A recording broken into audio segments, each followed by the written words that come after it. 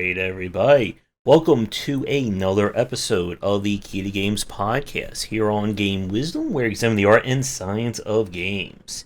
We have another great show for this week, and join me, my co-host from Casual Game Studio, Joshua Reyes. How are you doing? Doing pretty good. It was a pretty normal dev week, nothing out of the ordinary. But our last podcast, it was about the social media, right? Mm-hmm. Okay, so anyway, I think I ended up, so I finally created an Instagram and a Threads account. So I did that. The first thread post was actually for this podcast. So the first ever one on the first server thread. And then I kind of ended up going down this nostalgia route of thinking about Web 1.0 and when it was you know what I mean, and that was there. So I was like listening to podcasts about the old internet without paywalls and all that stuff. But other than that, yeah, pretty good. And I heard you've had some social media moves, Josh. Yep, a friend sent me with a Blue Sky account, so I'm now over there. Rad. And right now it feels like a diet Twitter, I guess is the simplest way of putting it. I made a whatever are we still calling them tweets over there? I don't know. We'll wait for someone to figure that one out. Don't know how big it is. Again, I'm not exactly the always active social media guy for sure. Yeah, but it's definitely not Mastodon, right? Oh yeah, I don't have to worry about 15 shards and game devs here and there and everywhere. Different currencies and shards, yeah. Just like a pay to win social service, or social media, sorry. Yeah. So for our chat this week, we are talking about game jams, and there's actually a very special reason for that.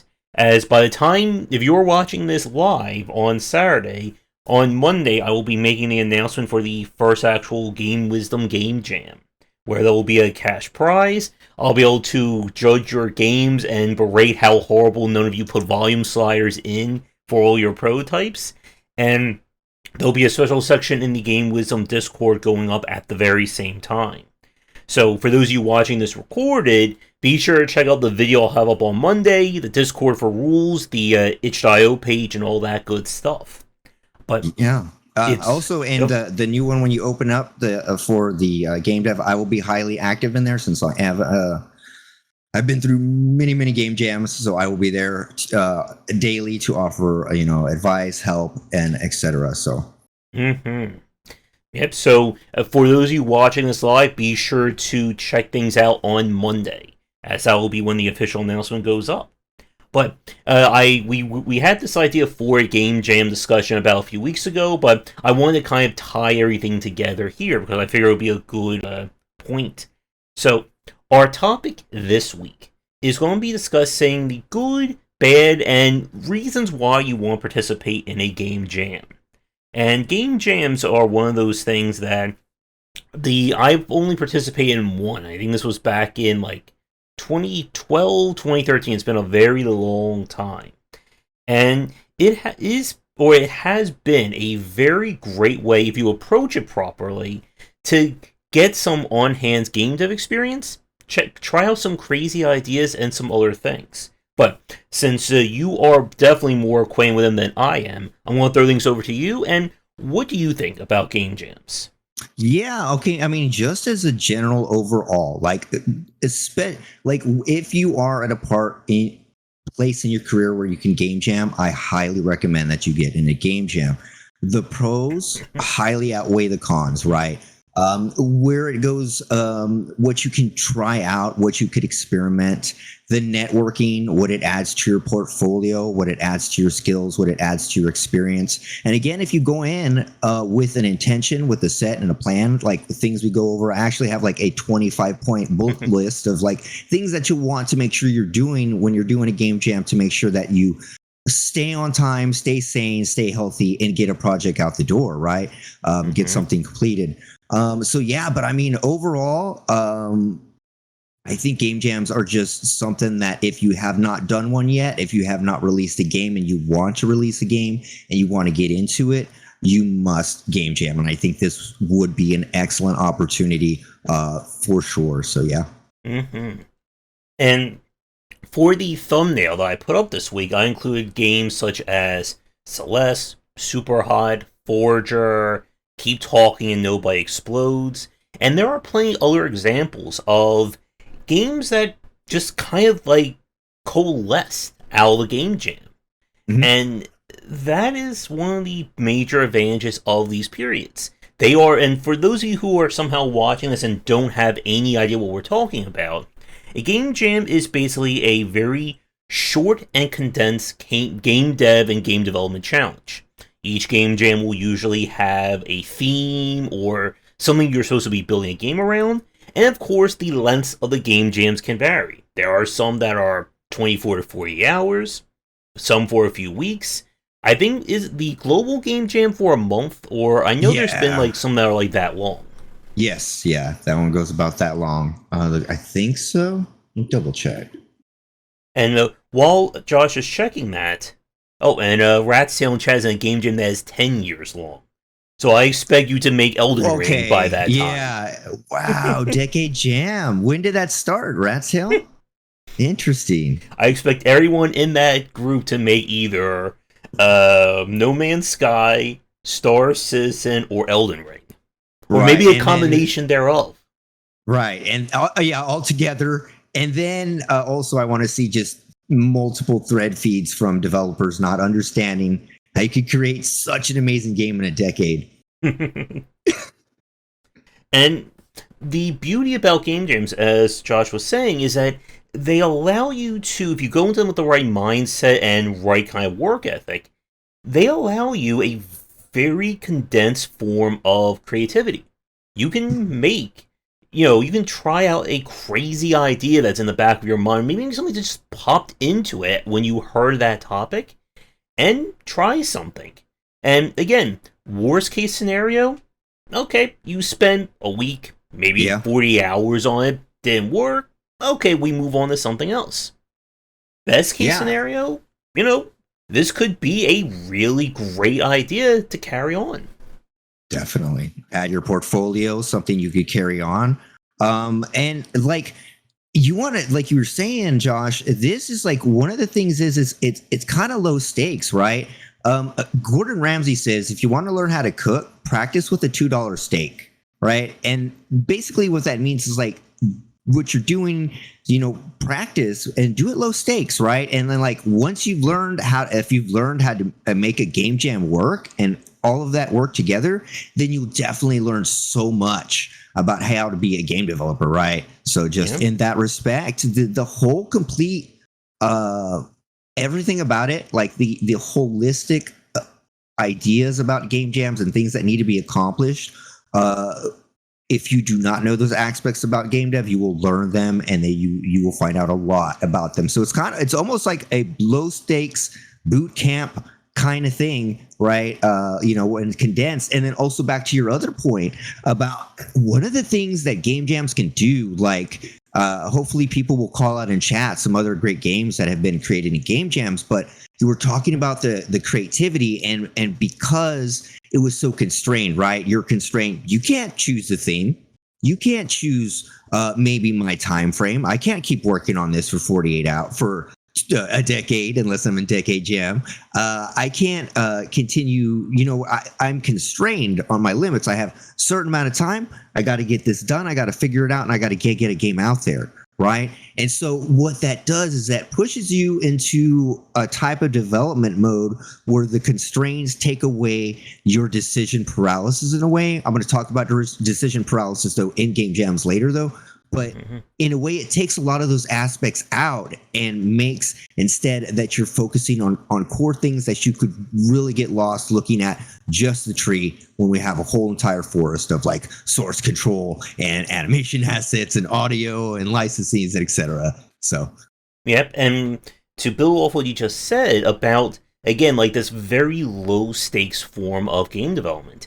Again, what we're talking about is maybe 40 hours of your time, a week of your time, a month. That, in terms of like game dev lifespan, is minuscule in terms of putting out a game. And I'll definitely have a lot to say when we talk more about how the constraints can help you when we get to that point. And it is such an interesting way to try out these ideas because I'm sure for you and for all the developers watching us in chat, like one of the easiest traps you can fall into with a new idea is getting trapped in your own head with it. Okay, Yeah. I can't just put it to code right now. I gotta think about, what's gonna be this 15 to 30 hour gameplay loop. I need to be thinking about, the art. I can't, do any, I have to, mull on this for like 2 years and then maybe I try it. But this is just basically, it's kind of like, pushing you out the plane with a parachute and saying, okay, Yeah. put it on and hopefully try and land. Yeah, and I've said it before. Like, developing a game is creating the spaceship while it's launching, right? Mm-hmm. And so and so you're going to be forced to do it. Like, you got to launch the spaceship. There's no what color paint is this, the right propulsion system? Did we do the right physics? Did we check the licensing? Like, none. Like, all that is taken out, right? So Mm-hmm. anyway. Another interesting example of this, and when we kind of talk about some of the, I guess, like downsides at some point in this discussion, this will come up again. But the DreadX collections, each one of them have been given birth via Game Jam. How it usually works, I believe it's either a week or a month. I forget like what their timing. They may have changed things as it kind of became more of a like an actual like business. But the whole idea was, we're going to give relatively new or unknown developers a topic, we'll give them advice and help, and they're going to make whatever kind of horror-related themed game. And then all that gets bundled into one of their DreadX collections. And they are up to, I want to say, 6 of them at the time of this collection, or at the time of this recording. But part of the problem, and again, we'll come back to this one in a few minutes, is that there's a difference between putting together a Game Jam game and putting together something that you intend to sell. And I think, again, like, this definitely gets at, like, the mindset. So, I guess I'll throw this back over to you. Like, when we talk about this mindset for going to a Game Jam, what do you think about that? Or what is your thoughts on it? Well, I mean, the mindset, right, is kind of personal, right? Like, on your... also depends on your experience and if you've participated one, if you've been in one before. Mm-hmm. But I think first and foremost, right, I'd want to say like the mindset is like, this is your chance. First and foremost, you just want to get a game done, right? First, mm-hmm. I'm going to complete a game. I'm going to complete this mission. And so that's the mindset first, right? And in between there, and you have to, pivot and decide, do I keep this? Do I move with that? How do we network, et cetera, and all the other rigmarole in the back end. But integrally, the mindset is not thinking that this is going to be my most epic game of all time, right? This is going to be the best. This is going to be the best game ever. We're going to take this. We're going to sell it. That's not really what you want to do. It can happen, right? What you really want to do is go in with, and when I say like an intention, it's like, do I want to work on my source control skills and my networking skills while I'm getting this game jam done? Like, right, what specializations do you want to work on? Like, do I want to work on my marketing skills? Do I want to like kind of get out the door and like get into social media and tweet out how I'm doing daily and see how that works? See if I get followers and just try it, like try some certain things. And so the mindset really needs to be of completion, exploration, managing your expectations, and I think that kind of sums it up. It's really a very holistic approach. Hopefully, I didn't garble that up. Do you think you can rein that back in, Josh? I'll try.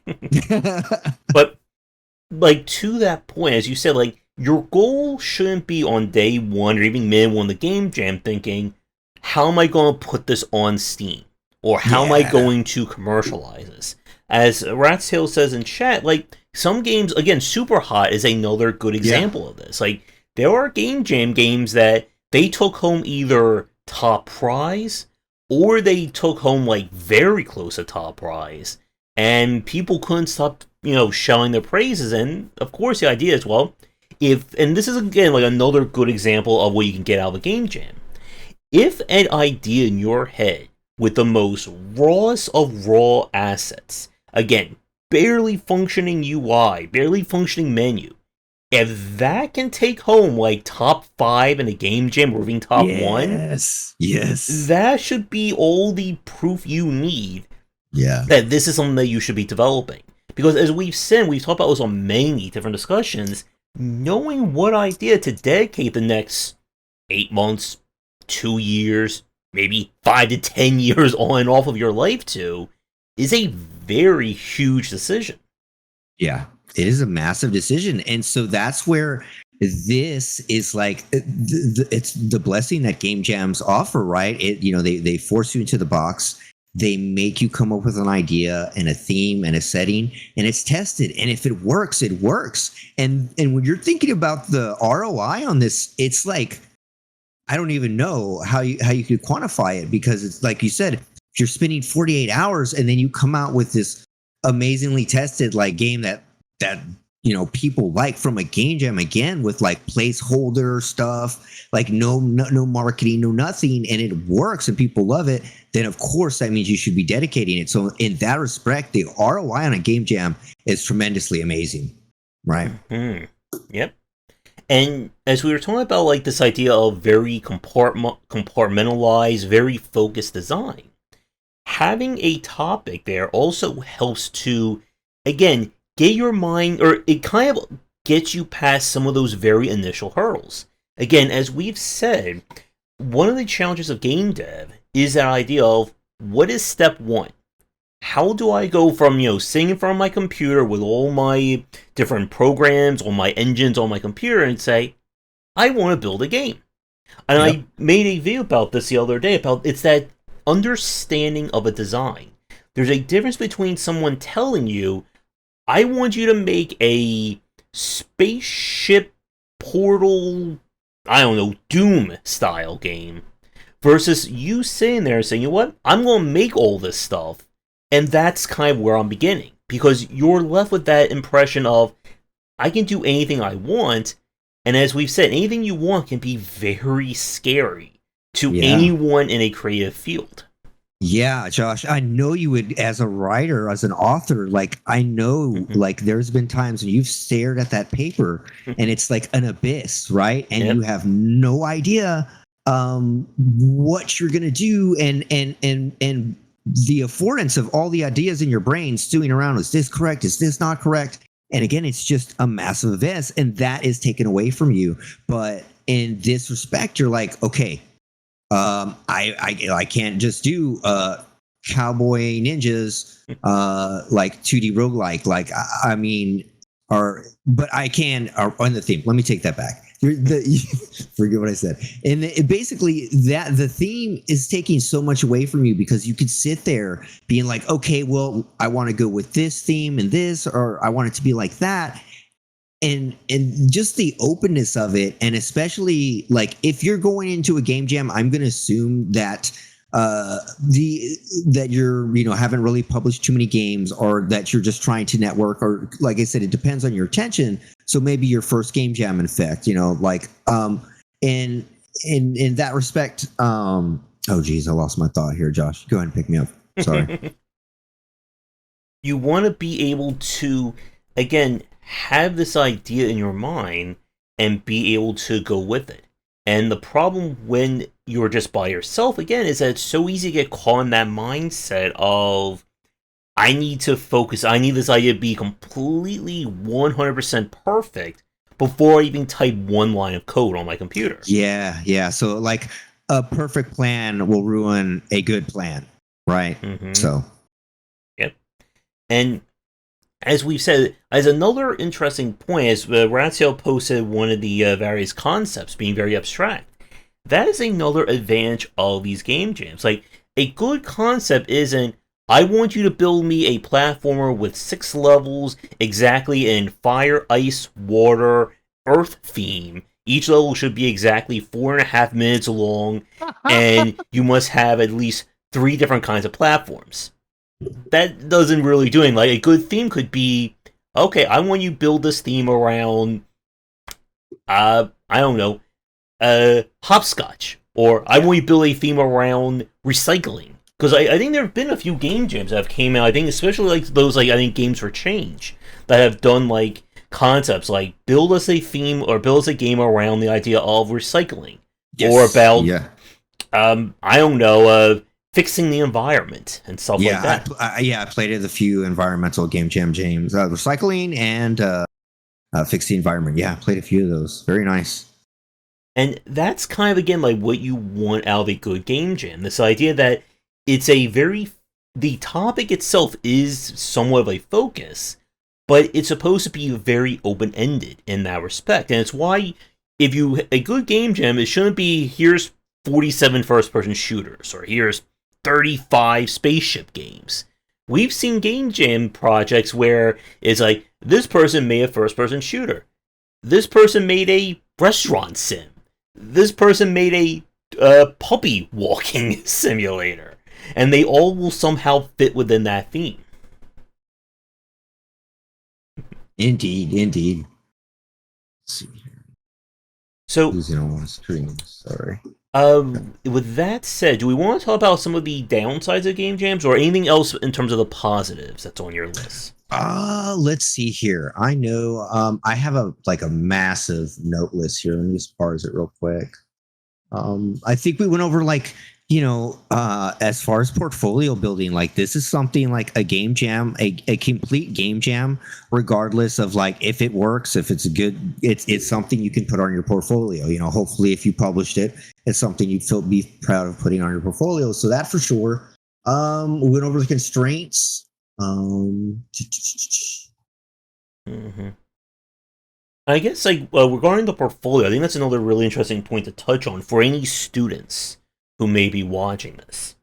Because one of the challenges I think for a lot of students, and I interviewed like a group of students out of, I think they were out of Drexel. It was either late last year or early this year. Is that their first actual game that they did together? I think it was like a 2 to 3 year long project, and definitely kudos for them to get that out there. Wow. But again, the advantage of a game jam is that it really allows you to see this being very compartmentalized. It's very focused in that respect. Now, of course, could, 3 years on your own game versus 1 week in a game jam, obviously the game jam is not going to have anywhere near the same level of development. But if you are a very much a first timer, that, someone who maybe you've taken a class or two or maybe a semester or two in programming and you're like, okay, I want to try making a game jam is a really great place just to kind of get that initial foot in the door. And more importantly, I think, and this is something I'm sure you and any developers watching can certainly attest to, start to understand the difference between kind of, I guess, like business or general programming and understanding actually how to build a game using programming. Right. I guess I'll break this down into 3 tiers and for the positive. So, like, if you're a first timer, it's probably like, I mean, it's like your first 3 or 4 game jams, you'll be learning something. I mean, you learn on every single thing, but when you're first starting game jams, each time, depending on like how much your experience is, you only learn so much, and sometimes it rolls. And depending how good the game jam is, etc., you might not learn. So sometimes it takes like 4 game jams to get like the complete experience and understanding. But okay, if it's your first time, like you're literally and you've never like released a game, you're going to release a game, right? Like that in itself is like monumental. Like you will have a game released. You're going to understand how do I make something move? What goes here? What decision do I make? What source control do we use? How do we keep track of time? Am I working by myself? Am I working solo? And so there's so many skills that you're going to have to pick up, and you're going to have to pick them up quickly, right? Like, because there's a ton of hats, there's a ton of plate spinning. There's a lot of things that need to be fed, taken care of. And so you're going to be doing that, and you're going to learn a ton. Like, let's say you're a novice now. I don't know. You've already released a game, and maybe you're like mid development. Like you're like taking a break. You released one game, just like thinking and working on your other game, and you're like, you know what? Well, let me let me work on a game jam, something. I just feel like doing something, right? Because all devs just want to develop all day. That's all we do.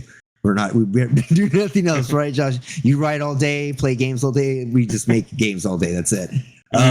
And so, like, as a novice, someone who's like maybe released one or two, you're in between games. Like, this is a really good chance, because as a novice, then you're there and you actually have a network established from your previous game jams or your previous ones, and you've already released the game, so you understand what goes together. So instead of like learning, now you are actually like jamming, like almost like, I'll say like 80%. Like, you're almost there, like, because you're going to have quality teammates. You're going to be like, hey, I need my animator. You'll have an animator that'll be quality guy. You'll have a sound guy. You can have like everybody be quality on your level, because so you're usually going to be game jamming with your peers, right? And so that's a really good, at that novice level, is a really good opportunity to hit like the super hot type ones, or like the Celestes. And because they weren't which ones do I have on my list? I think like Surgeon, Goat Simulator, like we'll get to Goat Simulator, but like Surgeon Simulator, right? Like, that team has already been in several game jams. I don't know if it was one, how many people were in that team, but yeah, they've already completed several by that time, so they knew. So it was working on. You got something to say, Josh? I was going to say, I just remembered Double Fine has, I think their annual was a Day of the Developer game jam. That's right. Where I don't know how long that one is. Do you know how long they run that one for? No, I do not. But like, Double Fine has been having their annual game jams for a long time, and a lot of their projects have, again, given fruit to some very interesting ideas. And it's also like, one thing that we haven't touched on, I think, could also be an advantage for like an experienced developer. It's kind of a great way to kind of get rid of some steam or relax after a while. That's yeah. If That's you've what I been was saying, working on this like massive idea for like 3 to 5 years, it's dominated your entire life, and you can just say, you know what? Here's 40 hours. Just do whatever the heck you want. Right. Okay. And the best thing would be like, that one wins, right? And the thing you've been working on, you have to throw it away. But guess what, right? You find out, and it's like that. Yeah, that's exactly what I had for the season one. It's like, here's a time to relax, chill out, try something new, and then again, you have like, now you're working with like homies at the same level, and so you'd be like, hey man, I need this top quality asset, I need this and that. Boom, you put it together real quick, and then it's a really good time to get something out there and relax again, because like, I've been thinking about it myself, but I think if I asked I think the wife's listening right now. I think if I said I wanted to join a game jam again, she wouldn't be happy. She'd be like, finished, Rooster. They have a giant poster of it back there. Finish the game. So yeah, but again, to relax, and like I was going back to the novel. Like, it's especially like, I mean, for every aspect in your career, I think that it's totally a pro, in all respects. So, okay, I think now that's all the pros, right? Yeah. And it was Day of the Devs. Just want to make sure I get the right name. Day of the Devs. Let me write that down. Yeah, Rats, YouTube is very gun shy when it comes to like links, unfortunately. Really? Yeah. I think it's okay for me to post links as the host or admin or whatever, but yeah, it's one of those very weird things. Like, and reduce the, I guess, restrictions, but then that opens things up to spammers and bots. Yeah, they're like, "Are you sure you want to let all the bots in?" Mm-hmm. And yeah, to that point again, like, you're able to work on these things in such a short form that, and as we were saying earlier, it's very low stakes. If this idea fails, what was it? Maybe a week? For 24 hours of your time? It's far better for an idea to fail at 24 hours of work versus an idea that failed after 7 years of work. Yeah, like we say, fail fast, fail often. And then in the other regard, like, as a dev, and we're talking about like for novice and seasoned devs who have been, like, I don't even know how long I've been on Rooster for more longer than I want to, and like, taking a break, and it's like, hey, there's no like you can keep working longer for another week or whatever, or you Mm-hmm. could push it off. No, there's a time limit, right? So it's not like the game that I'm working on right now where I could say, well, you know what, we need to push it back another 2 months because I want to take this out. We're going to change this code base out, and that's not going to happen. You have to pivot very quickly and get down to like the core gameplay, right? And that's another thing I don't know if we got about that is that you're really allowed to focus on like the really because you're not focusing on art as much. I mean, there's some game jams that depending on how long that people try to look really nice. But on the average, you're usually looking at around programmer stuff like that, and it's really just gameplay and showing what they can do and stuff like that. I think like Celeste was originally created on the Pico 8. Yep. Yeah, so that was like really restricted, and I think it was like 48 hours that one was done. Yeah, so Mm-hmm. so yeah. Yeah. And I guess one last one before we move on to some of the downsides or some of the things to consider. Again, being able to test a very unique or very different kind of mechanic like this is Yeah. also worth its weight in gold because as another thing is what we've seen from indie developers over the past decade, or again, maybe more than that now, has been the willingness to go outside the box. And that kind of experimentation really does thrive in a game jam setting where you can just focus on whatever strange game system you want to create for however long it is. And as Josh just said, like there's no, oh, I have to work overtime or let me just put another 2 to 3 weeks in before I show it to people. No, it's hey, this game jam is over in 52 hours. You better have something ready at 52 hours or Yep. you're not getting in. Yep. Exactly. So, any other points about the positives before we move on and talk about some of the downsides or some of the other issues? Yeah, no, I mean, just to go back to your point there, Josh, I mean, like it's again, like we were saying, it's a time for devs to relax or whatever. So, like, if you're a novice or like seasoned, experienced dev and you're like, I have this idea and I really want to try it, but I feel like if I just kind of start working on my own, that I'm just, like, I won't be able to keep my timetable in check if I'm just working at it on my own. And so if you were a seasoned developer or novice developer and you want to try something out, again, low stakes and see if it works. This is again a really good time to try that experiment, that mechanic in between games or during while you're working in your game. Put that out there and see if that works. That's if something's been moving around in your head, don't get a side project and start working on that one also. Like, just get that out and in game jam form and see if it was worth it, right? Was it or was it not, right? And so that's also a really good, positive. Just so many positives about game jams. They rule. All right, so I think that is a good segment to go to the next part of this and some of the downsides or things you want to avoid during a game jam. And one of the things I want to touch on, I want to go back to the DreadX collection for a second because it has kind of seen a very interesting pivot in terms of consumer reaction, consumer expectations. And I think this is something that I want to ask you about, and I want to ask any developers in chat about. As we've said, one of the benefits of game jams has been taking an idea that is popular or taking something and trying to turn that into a commercial product. But is there like a risk, or I'm trying to think how I want to phrase this, like, is there an issue with taking something like a little too quickly from a game jam and trying to turn that into a commercial product? Okay, so we're saying like, okay, like we completed the game jam, my game won, Or you just or got a not, game and yeah. Okay, well, yeah. first off, I'd have to say if it did not win first place, if it did not like in the top 3, right, Mm-hmm. or top 4, whatever, depending on what it is, like if you did not get a very positive feedback and it's only your gut feelings, like your feelings inside, you're like this project, I want to keep going with it, I think that's kind of dangerous, right? Because it was created like in a very short, quick time. And if it did not resolve in like enjoyment or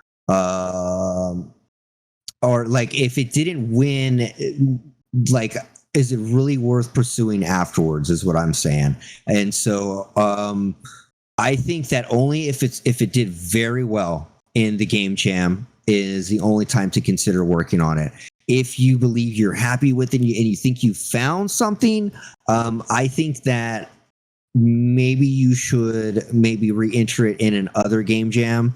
Redo it, like, because you got to start over. So start over again. You know how it works. You could just dev it up again, spin it up again, try it up in another game jam, and if you get the same result, then yeah, probably kill it. What do you think, Josh? Yeah, man, I think there is that tendency, as we've said. One of the easiest traps to fall into as a game developer is and fall into that I made this, so it's inherently great. It's the, as we've said, the whole kill your darlings kind of issue. You have to be careful. My baby. Yeah. And the reason why I wanted to bring this up is I've been paying attention to the DreadX collections, and the kind of positive reviews for it have been steadily going down over the course of each iteration. And I think this is one of those risks of a game jam. And as you just said, like, if your game took home top prize, yeah, that is definitely something you want to run with.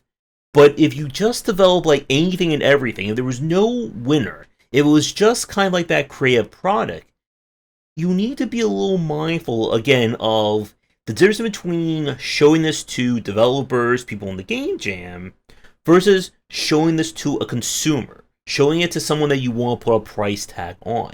Yeah. And I feel like this is one of the issues that has kind of befallen the DreadX collection, that the DreadX collection is not only just a game jam, it is it used to be, I think, either a biannual or annual kind of commercial product.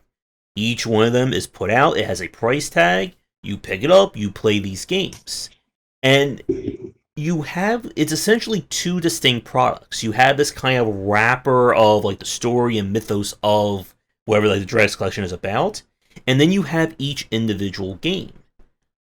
But the problem that I see with it is that I'm not quite sure how much was done kind of post-game jam on these products.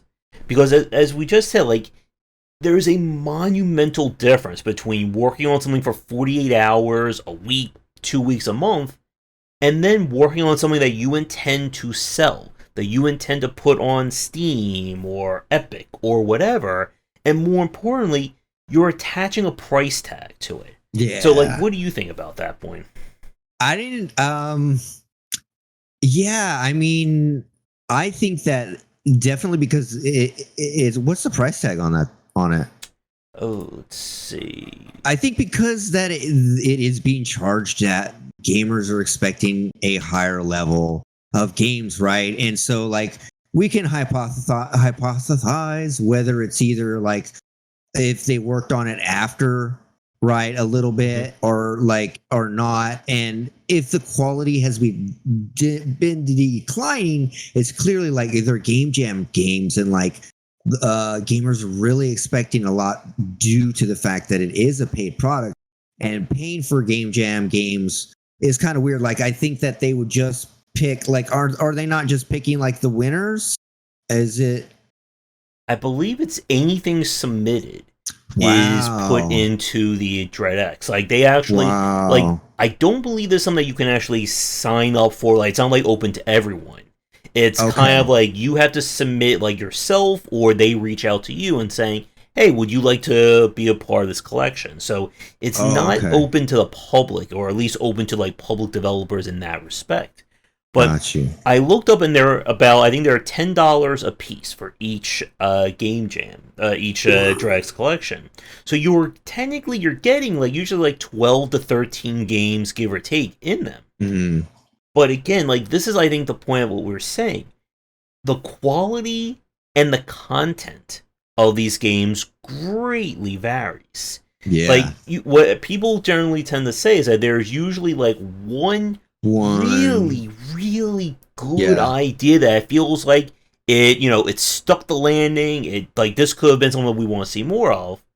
But then there's like 4 or 5 that feel like, again, nothing more than just a prototype. And Yeah. again, like that's kind of like the point of the game jam. It's Yeah. supposed to be a prototype, Hmm. but this is a prototype that you're technically spending however much money on to play. And that again has a very different connotation to the consumer. Again, like as we're recording this, we just finished Steam Summer Sale. I think I bought like 40 games that were on sale. And that barely scratched my wish list. But again, it's that very nebulous point of why should I play your Game Jam prototype Yeah. when I have 80 plus thousand games in my backlog of actual finished products? Because again, like Yeah. $10, and like this is where we're really gonna get off topic. We're not careful. Like $10 can buy you a lot of high quality, not just indie games, but games that are on sale these days. Yeah. And as like to that point, how like for people who haven't played the Drex collections, let me just tell you, a lot of them come with no VSync, no capped frame rate. Some don't even like alt tab in and out right or do a proper screen resolution. Some don't even have actual game menus or a way to leave the game easily. Can't leave the game. I love that And one. and it's again that issue of yes, there is quality here. Some of these ideas are really great, but when you are positioning this as a collection, Yeah, man. people are expecting a certain level of quality, and they're kind of in that very weird spot, unfortunately, because the Drax name really kind of blew up over the last like 3 to 4 years because of the Drex collections. They've become now part of an indie publishing firm or their own like indie publishing, but it's that situation again, especially with horror. We haven't even touched on the whole idea of making a good horror game, but Have we done one yet? A podcast? We have, yeah. I'm I think sure we did. we'll have to do a recap one around Yeah. October for sure. Yeah.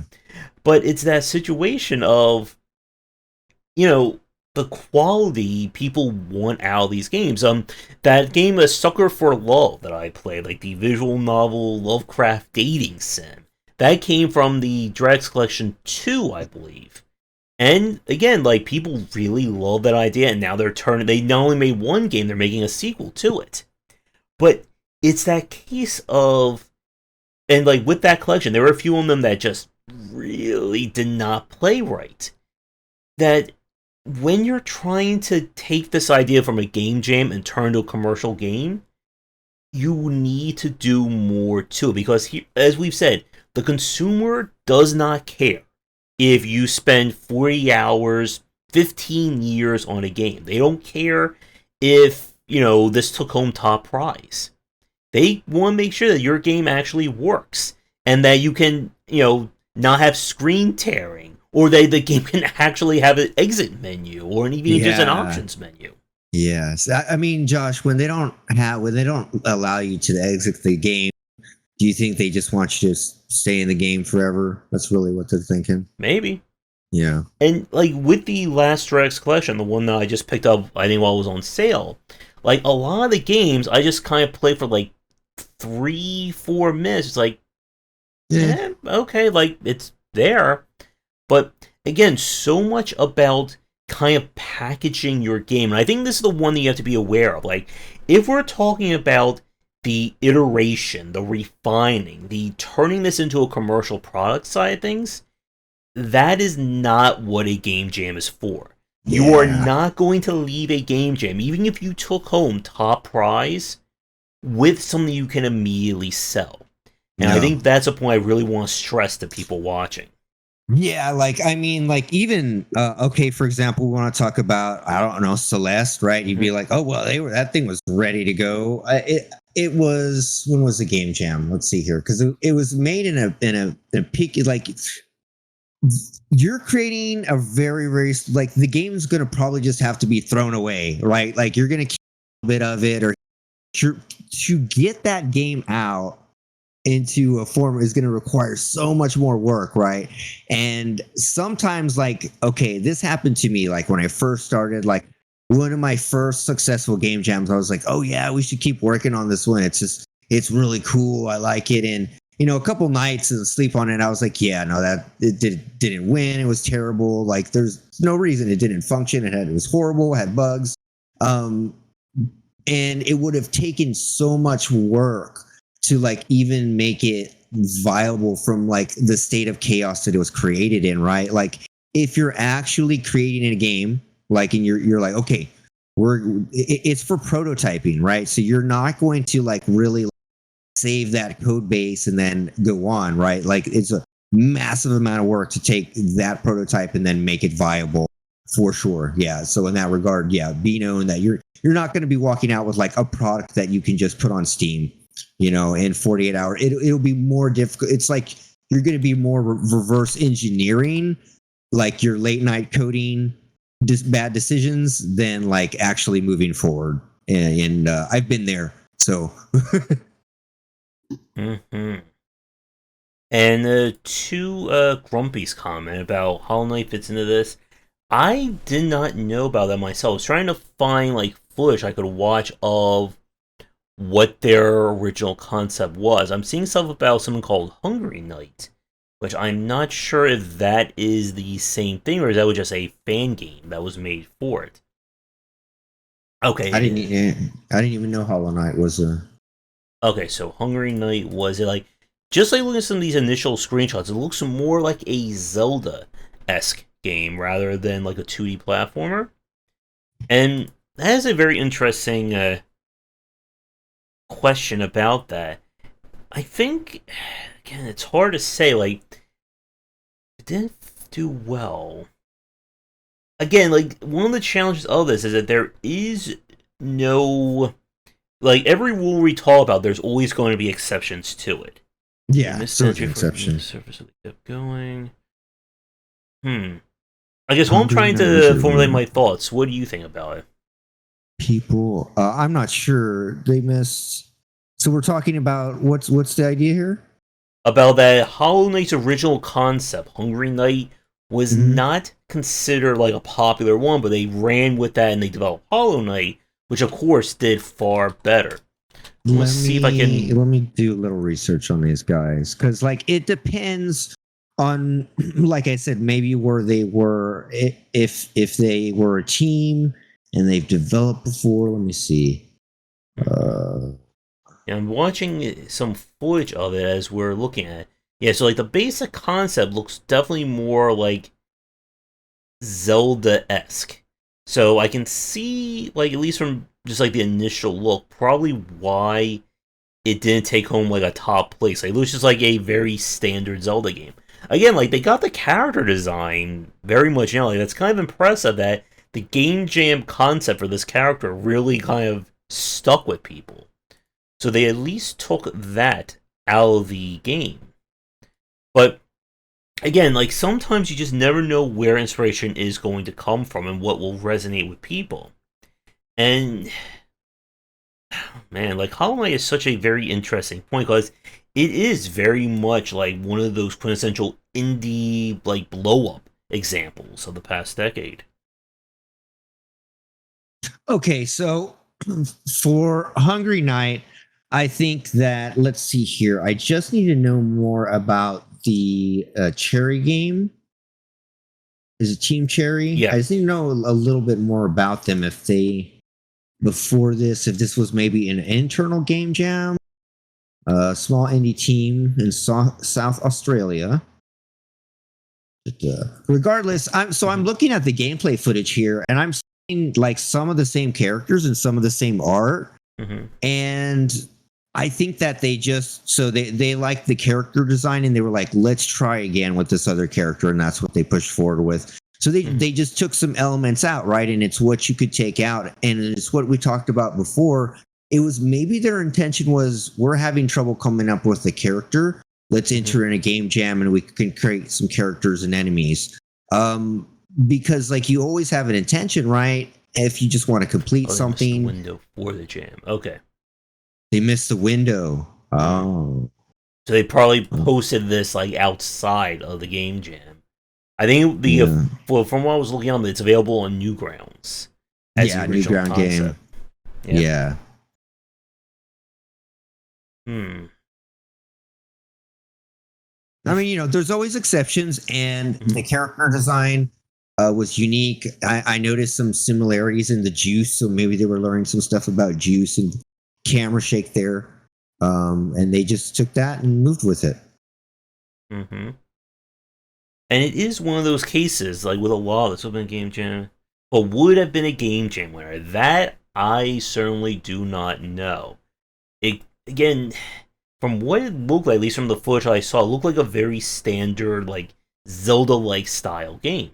But again, like if we look at something like the original Celeste, I think they had like the original like Pico 8 version like hidden as one of the Easter eggs in the release of Celeste. Yes. Like it did feel relatively good to play, and I think again that is one of the things we kind of look at in terms of like how these games can blow up. Like, can you nail a really solid mechanic and gameplay loop within 48 hours, within a week, a month, a year, or however long the game jam is?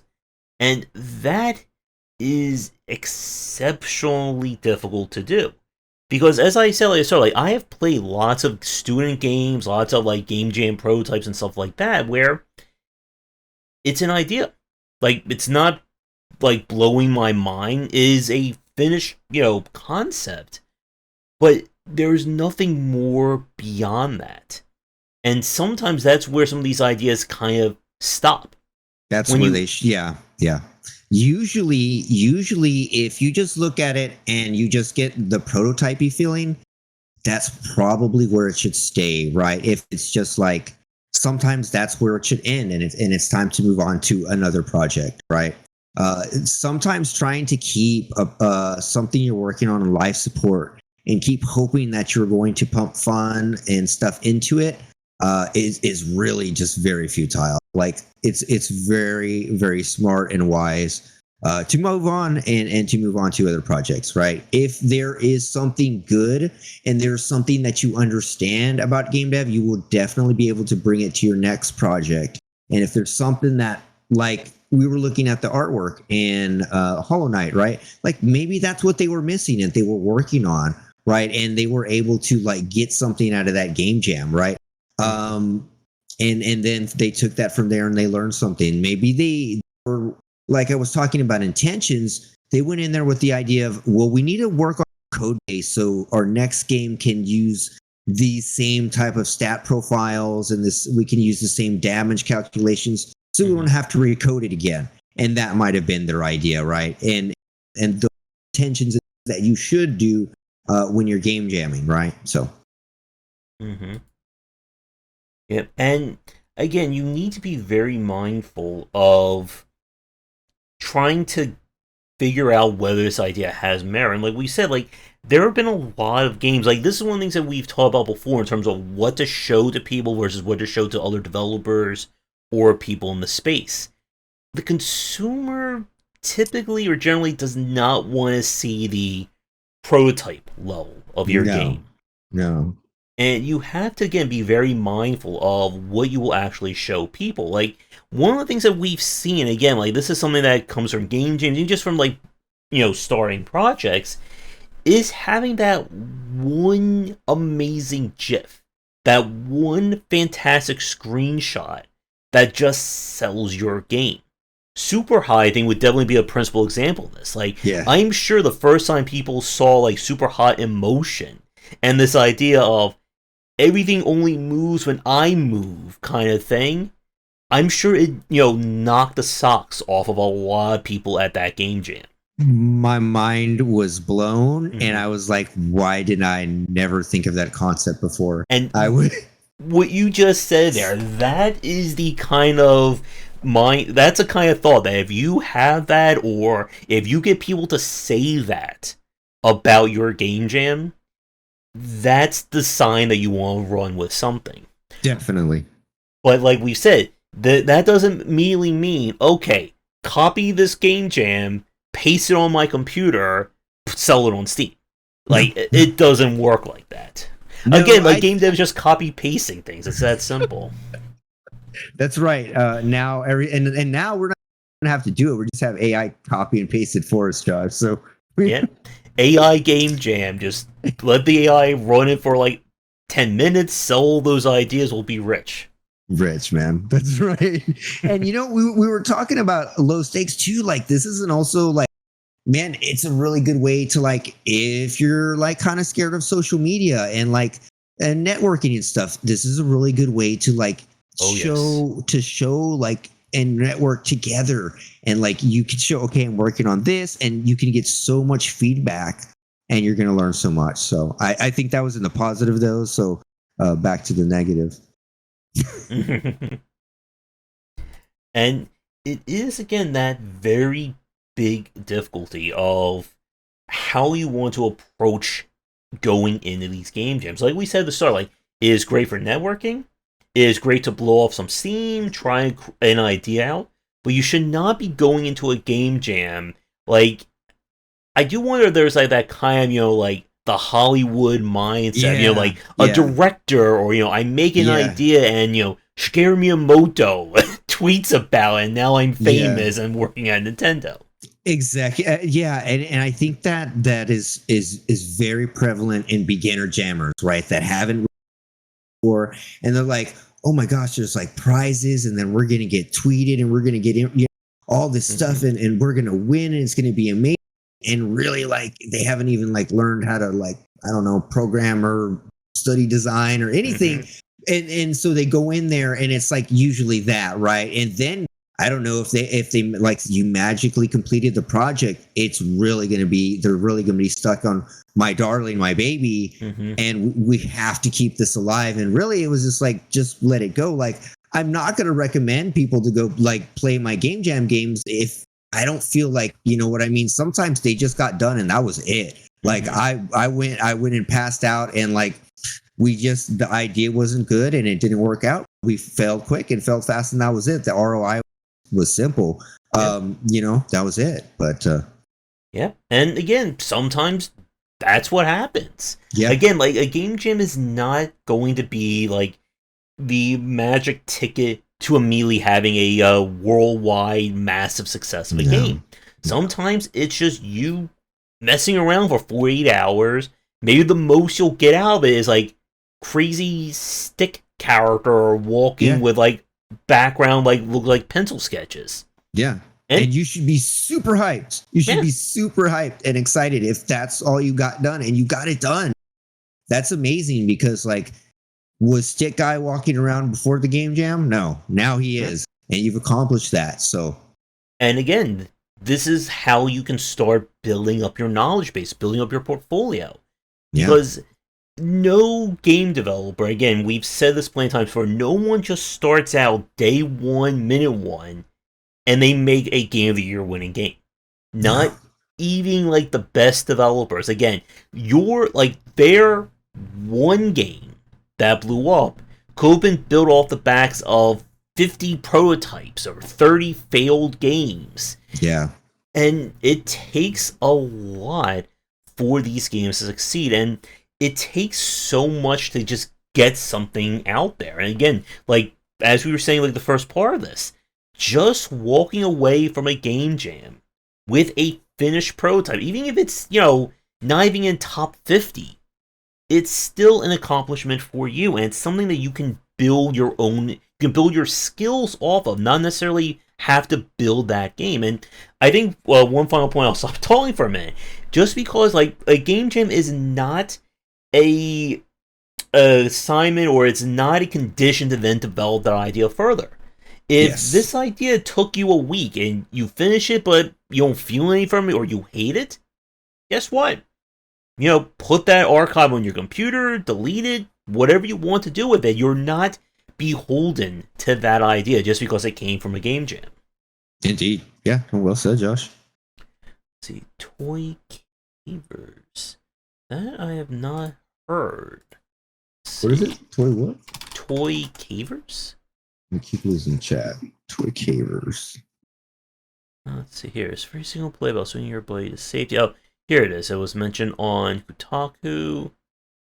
And let's see. Here's the itch page.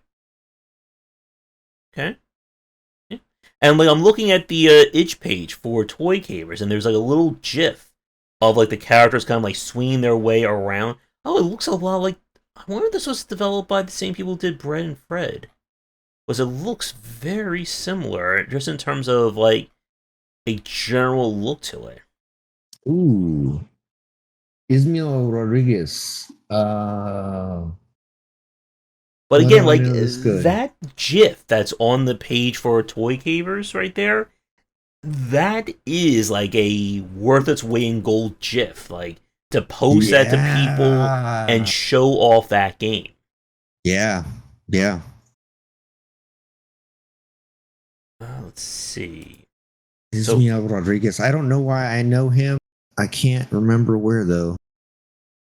Mm, let's see. And I'm sure, as like another point, there are probably a lot of interesting concepts and stuff we've seen come from or be on Steam or Itch that maybe start out as nothing more than a simple idea from a game jam somewhere, especially on Itch. oh Itch yeah, definitely. Let's see. Red and Fred cannot be the same developer. And again, like that's the point. Like sometimes you will have that case where two developers will somehow stumble upon like the same idea, the Yeah. same concept.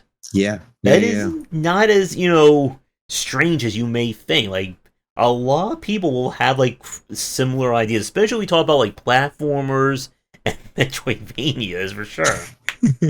Indeed. And that is unfortunate if it did not go into production, especially if it got a nod on Kotaku like that. Really? So they're not going further with it. That's not what it seems. Let's see. Hmm. Maybe I know him on Twitter. I'll DM him. Say, get that game, get that game finished, man. It looks cool. Hmm. Let's see. So we are about an hour in. I'm trying to think any other topics from you about game jams. Yeah, I got like a list that I just want to go down through Sure. of things that you want to keep in mind before you start the Game Wisdom Game Jam or any game jam in particular. So we'll just go through the list, and especially you as an author, you're gonna know a lot of these things. So it's just gonna be a quick bullet point, and we've probably talked about some of these things, and we'll just go through. Okay. So okay, so basically, if this is your first time game jamming, this will be like some things that you want to keep in mind, even if you're serious, seasoned, even if you're, experienced, and this is like your 20 millionth game jam, like me. You still want to remember things and keep these in mind, and we'll just go through them. First, like I said, you want to set an intention, right? So, like, know what you want to do, right? If this is your first time, be like, I want to finish a game, I want to get it out. If you're maybe a novice, be like, I really need to work on my object oriented skills and maybe like my C or my animation or my networking or something. Or I've been dying to try that idea, right? So, or if you're experienced, I'm going to relax. I'm going to get that idea out that I've been banging around in my head and I just want to get it out. So set an intention. Two, so it's 25 of them, by the way. So if you want to chime in, keep in mind the goal, right, Josh? Like we said, know what you're doing, the theme, all that. Make sure you are using source control. Please use source control. If you don't know what source control is, it would be like, Josh, if you were writing in your book, someone just came and tore out a page and was just for issues, right? So you could always. You kind of went out as you were giving your analogy. Yeah. That's okay. Use source control. And time management and project management. Just keep those in mind. This is really important. And if you're a first timer, I want you're going to hear fail first, fail quickly. I'm going to go ahead and say that first. But what you don't hear is build first, build often, right? So like as soon as you're starting out and you're opening up your Unity project, I want you to build that project out, see what the size is, test it, and then know the size. And then from there, anytime you add an asset, anytime you run anything, build it, test its performance, do that often and regularly. Depending on how often, at least like minimum, like when you're making major changes, or at least once a day. if it's like depending on how long it is. And then luckily, one good thing about this is we're going to avoid decision paralysis. We want to avoid that. A lot of it is taken out, but don't like spend too much time, right? Storyboarding, Josh. We don't want to spend too much time. We want to get pen to paper and cut in any time if I'm babbling here. So we want to do that. So another one is we want to get the core gameplay, your framework, get that up and running, get it up, get it built, get people playing it, get people testing it, so you know if you need a pivot, right? Another thing, please verify all your assets that you are getting. If you don't know where you're getting them from, maybe just get them the assets. Do that. Another thing is that health. Take care of your health. Do not drive yourself into the ground. I myself have done this many, many times. My wife will literally bust into this room and say, "Take care of yourself when you're doing a game jam," because I have, I have health issues myself, and there's many, like severe health issues, but still I would push myself through. And like I have pictures where my feet have been swollen, where I didn't sleep for I don't know how many days. I stayed up to finish it because I lost members. And so I was the only one left, and I was just dedicated to finishing it. So I didn't sleep for like 3 days to finish it. And because, this was early in my career, and I thought, hey, this is going to be something, right? Of course, it's just a learning process. So take care of your health. Let's see here.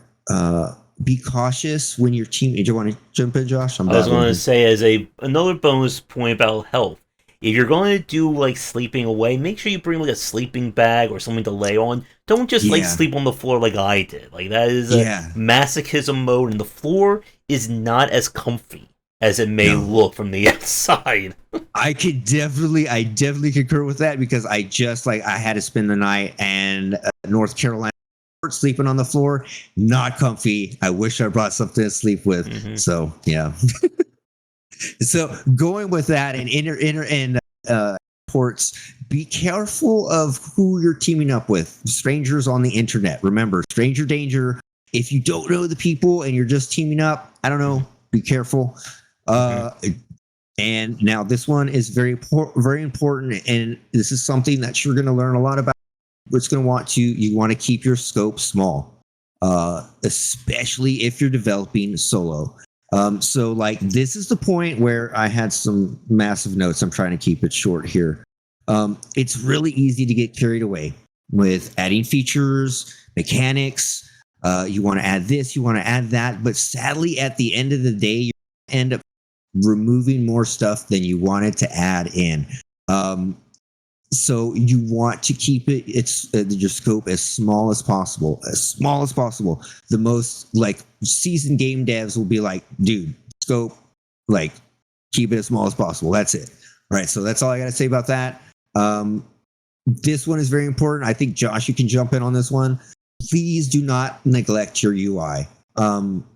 I literally just jumped into I was like going through one of your streams popped up for one of the Next Fest. I was not surprised, but the first thing he was looking at was the UI. Josh, any? Yeah.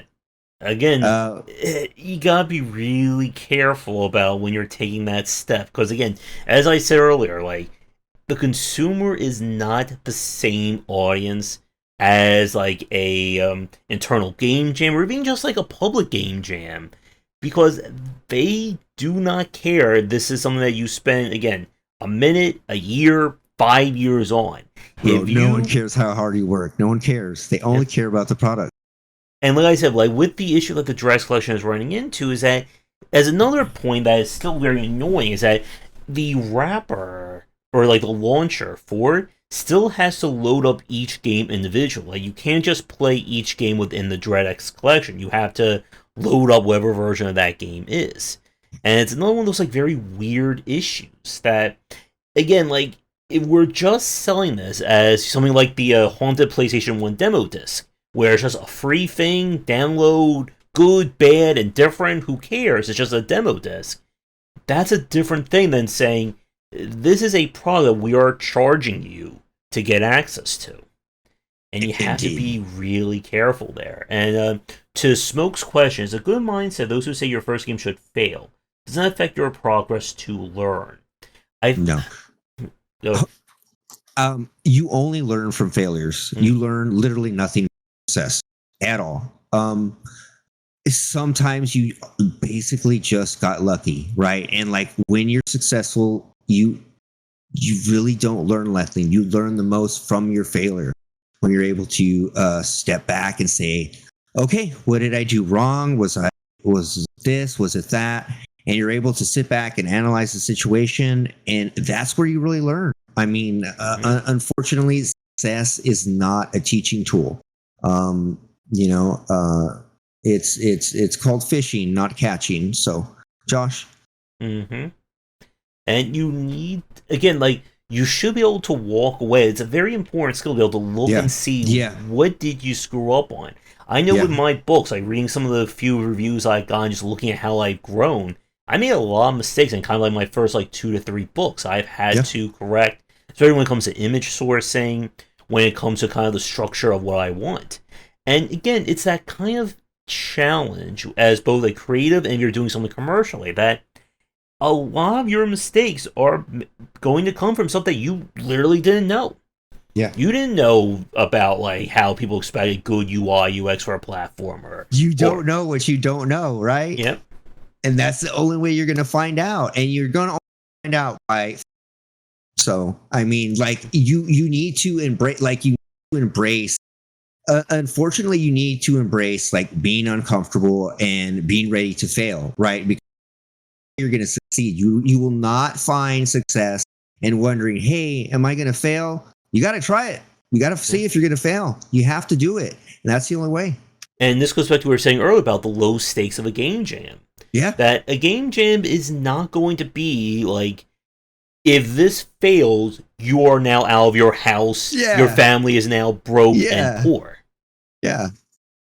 Yeah. And The like we were talking about, the return on investment, your ROI so low, right? If you're doing like a 48-hour game jam, a 7-day jam, it's just it's such a small amount of time for what you can get out of it, right? I mean, yeah. And like we said, like the worst case scenario, you end up with something that you'll never look at again for the rest of your life.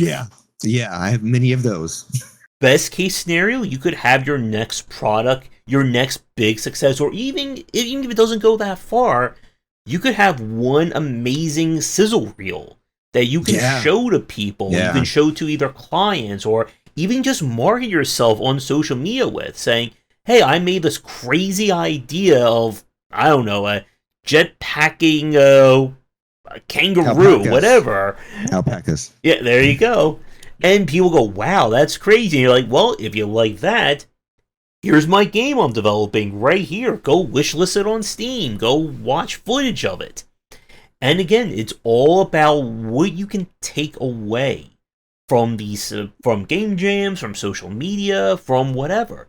You shouldn't be, again, going into this with a mindset that in the next 40 hours, I will create No Man's Sky, and it will get picked up by Sony, and they will fund my development for the next 10 years, and it will be this $1 billion success, and I can retire. Yeah, definitely. So always manage your expectations, like understand what it is, and then you get out with the best result, right? Like going in with like grandeur, you must understand like the reality of the situation, right? So, okay, all right. Don't neglect. So back to the list. I guess I'm gonna go ahead and post these on the Discord. So just a side note, like the video for the algorithm, comment. Also join the Discord. I'm gonna be posting this list in there and interacting. I am a game jam veteran, so I have a lot of information.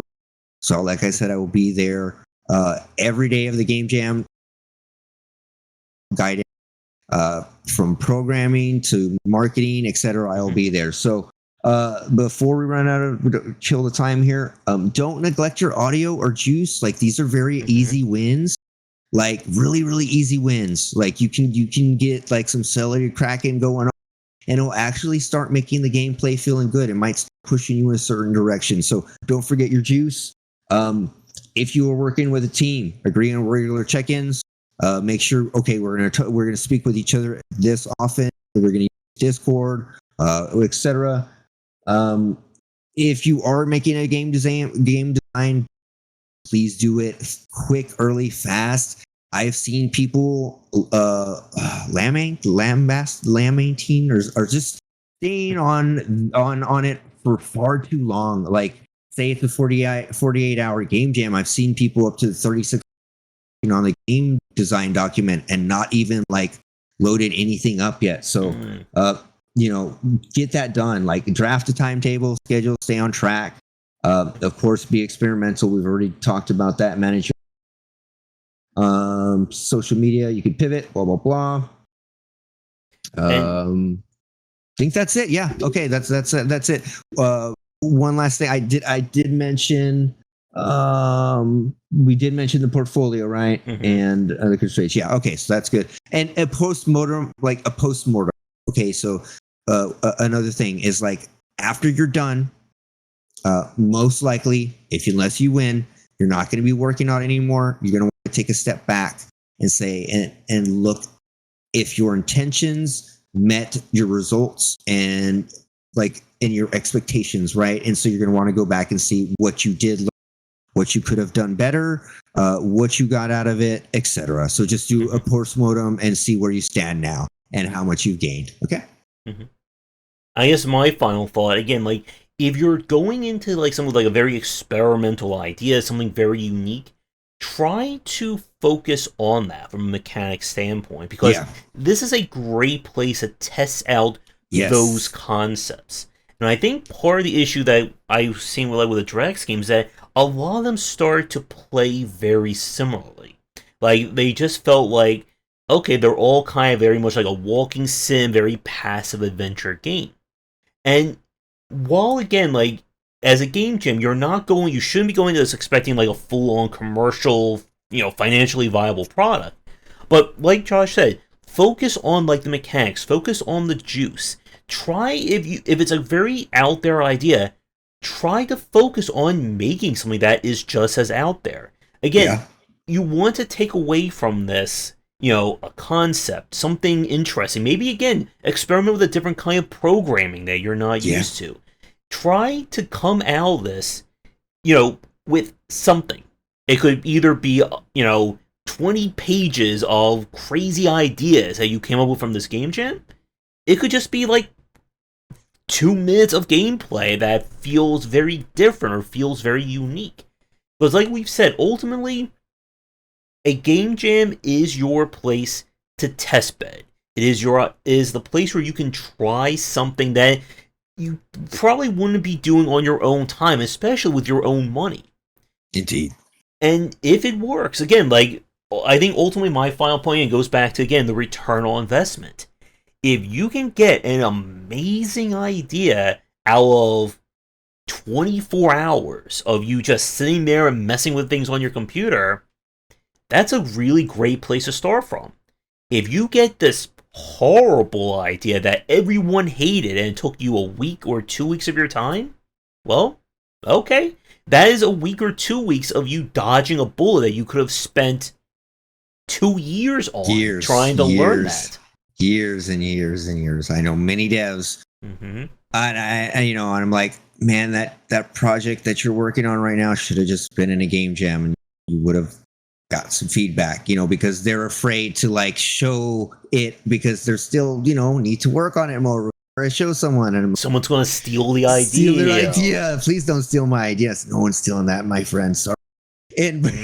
But yeah, I think you summed it up perfectly, Josh. I really don't have to add. I am really looking forward to this coming up, the announcement on Monday. Other than that, yeah. Mm-hmm. All right. So, yep, I think that's a good point to end on. So, for everyone watching this live or record, we're going to stop things for now. Thank you so much for tuning in.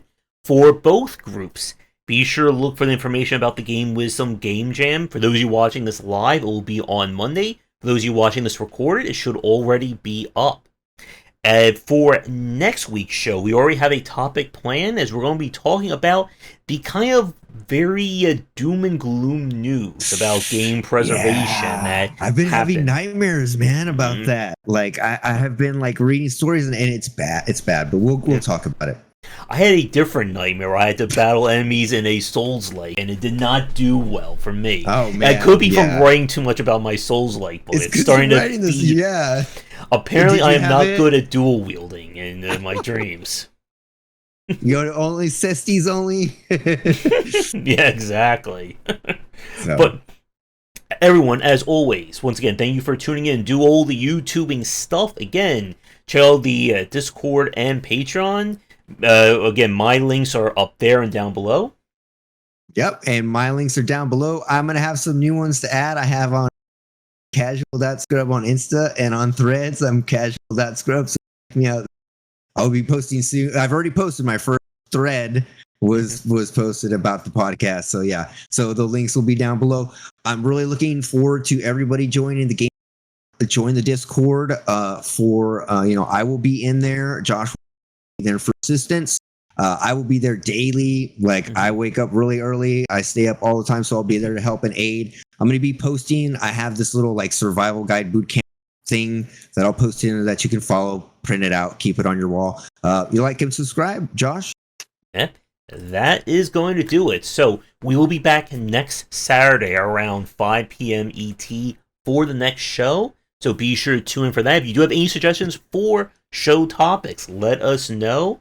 Be sure to buy all copies of my book. Just buy a copy for every Game Jam idea you've had, and that should work well for me. It should even out pretty well. Exactly.